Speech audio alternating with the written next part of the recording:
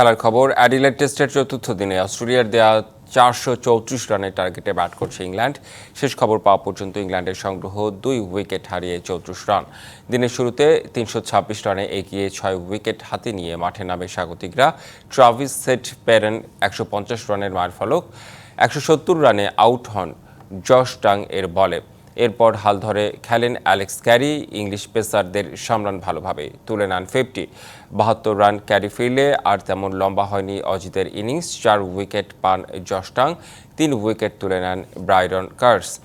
434 রানের পাহাড়সম টার্গেটে ব্যাট করতে নামে স্বাগতিক ইংল্যান্ড। চাপ সামলাতে না পেরে দ্বিতীয় ওভারেই ওপেনার বেন ডাকেট ফেরেন প্যাট কামিন্সের বলে। 31 রানে অলি পোপকেও ফিরিয়েছেন অজি ক্যাপ্টেন কামিন্স। চাপের মুখে দিনের দ্বিতীয় সেশনে ব্যাট করছে ইংল্যান্ড। নতুন এবং ফিরে আসা গ্রাহকদের জন্য নগদে চলছে ক্যাশব্যাক সহ প্রতিদিন হাজারো উপহার জেতার সুযোগ। হবে আশা আর ফেরা, সারপ্রাইজ সেরা।